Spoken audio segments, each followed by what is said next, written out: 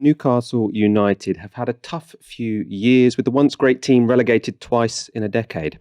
Fans had pointed blame squarely at the club's owner since 2007, that's Mike Ashley, and there have been consistent calls from the stands for the Sports Direct boss to sell up.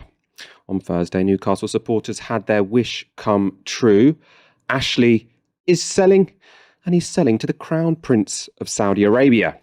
The Saudi Sovereign Wealth Fund, chaired by Mohammed bin Salman, is worth £320 billion, which means that overnight, Newcastle has become one of the richest clubs in the world. This is how fans celebrated.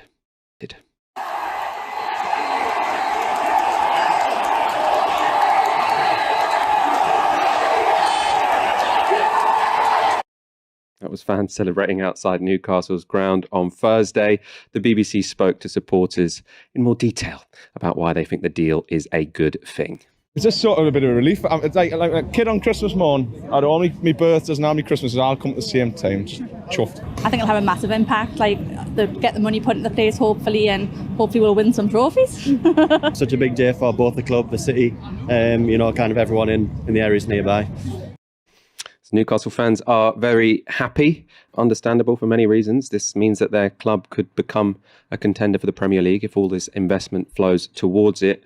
Of course, this deal is incredibly controversial because of the Saudis' appalling human rights record. That's both within the country and outside of the country. Aaron, what should we make of this deal, of this purchase? Well, I think it's important to say, Michael, that the Saudis are hugely ambitious, and when you think what they pulled off with 9/11, I really wouldn't put a Premier League title past them in the next couple of years. They do think big. You've got to give them that.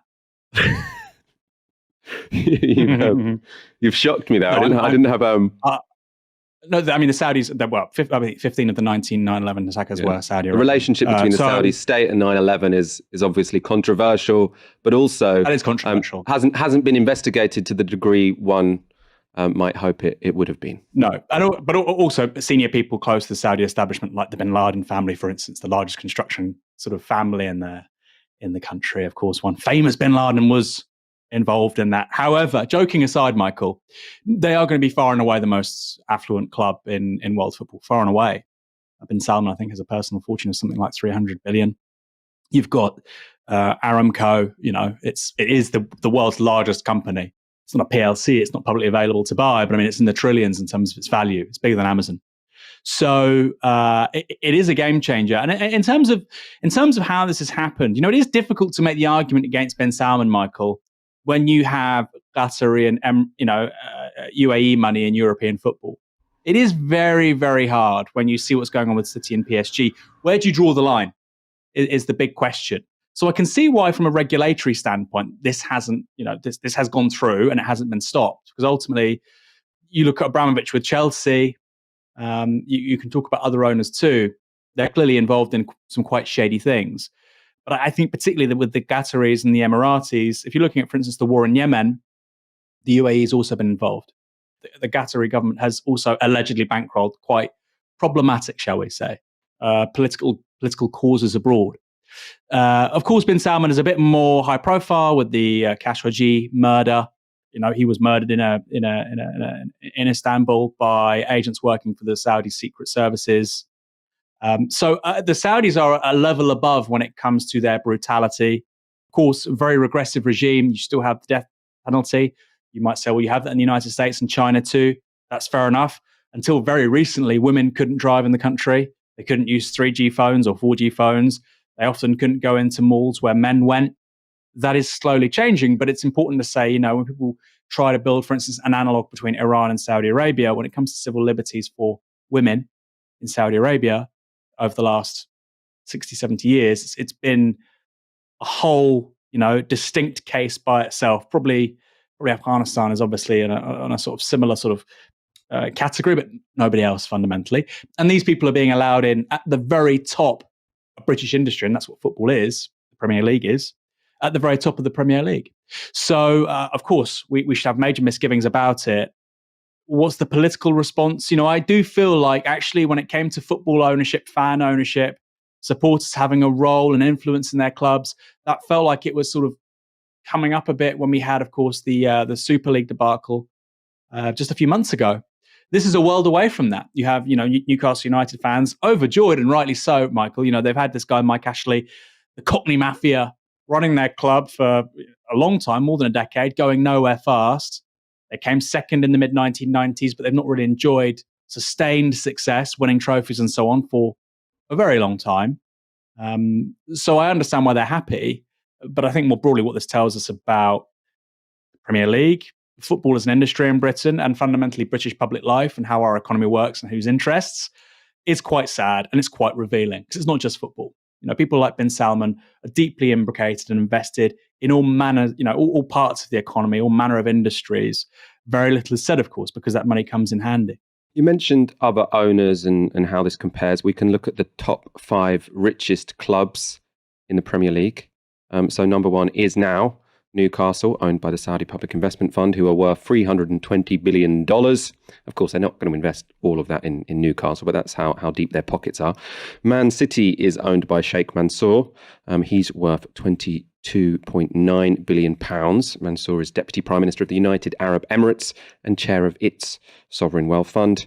Chelsea, you probably know, is owned by Roman Abramovich. He's worth almost $10 billion.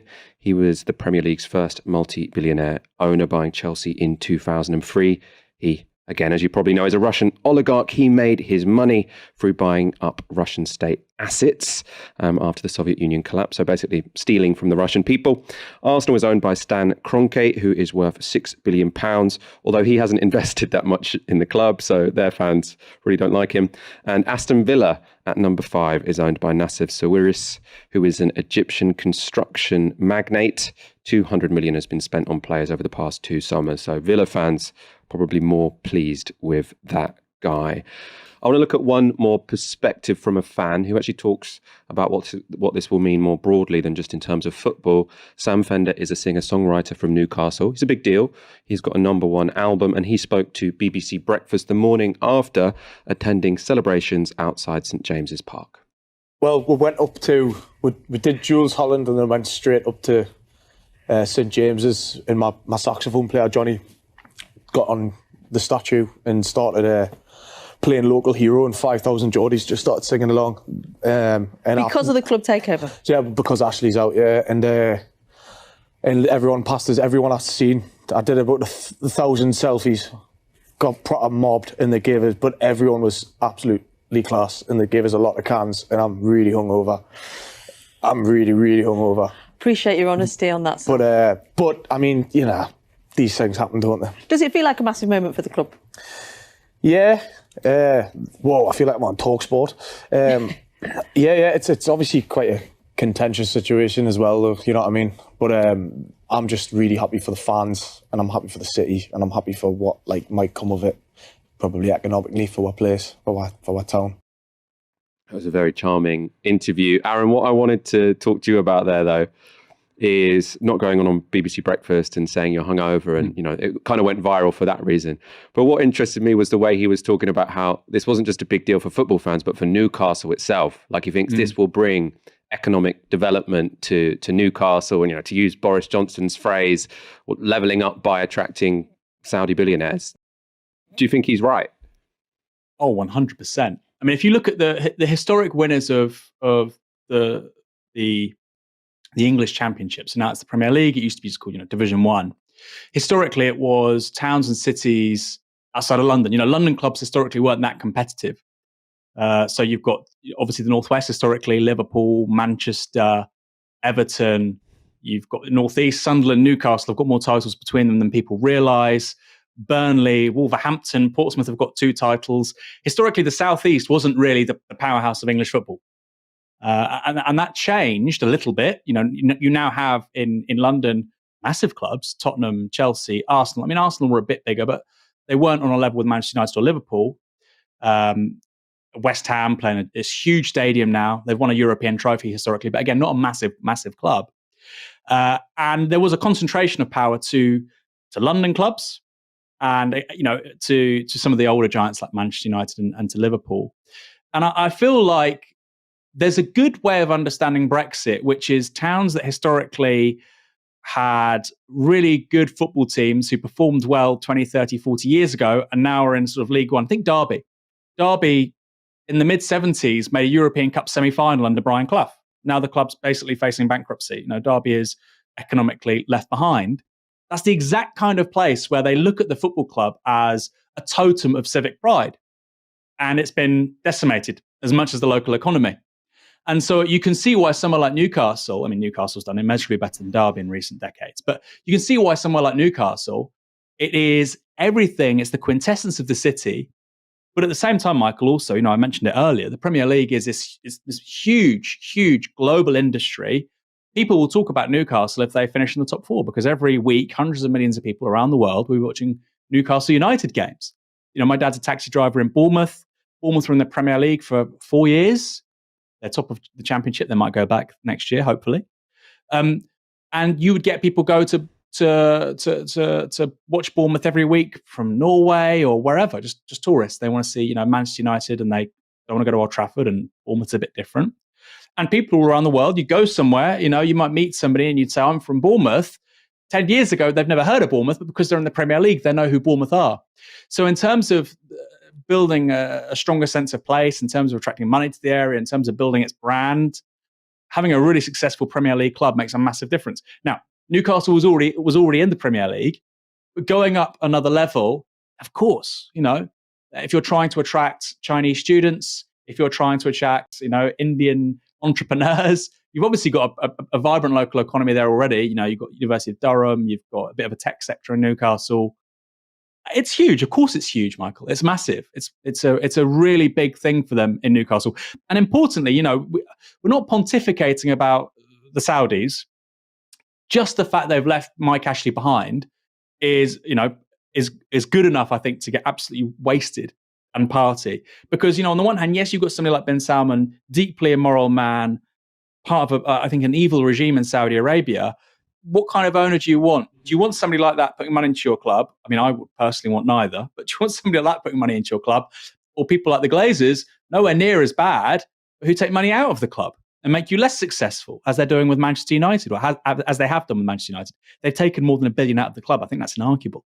So, yeah, it's a massive, massive thing. And you can see how Johnson might sort of say this is part of his levelling up agenda. The fact that you're going to have a big club in the Northeast competing for honours. Yes, Newcastle were doing that in the mid-90s, but over a long, sustained period of time, that's not happened for, 60, 70, 80 years. Very interesting to compare this to sort of the politics around the Super League, because at the time, lots of people read it, including us sometimes, as sort of this big revolt against these big billionaire owners who were making these decisions in a non-democratic way. Now we're seeing scenes of people saying, thank God, a really rich billionaire has bought our club. So there's some mixed messages going on here. Presumably, because football fans don't actually have that much agency in this situation. So you are in a bit of a rock and a hard place. Got a good friend, actually the best man at my weddings, and Newcastle United fan, is Geordie. And he didn't just start supporting them in the mid-90s because of Kevin Keegan. And, when he said to me, he's very political, and he was, like, oh, I feel bad. This is obviously brilliant news for the club, but it's terrible. And I just think, enjoy it while you can. We saw in the mid-noughties, Portsmouth Football Club had a multi-millionaire, millionaire owner who was meant to take them to even greater heights. They had Milan Mandaric. He sold it to somebody else. He was meant to build a new stadium. The guy was a con man. He was a fraudster. So, it doesn't always work out well. I think it's fair to say that won't be happening with bin Salman, though.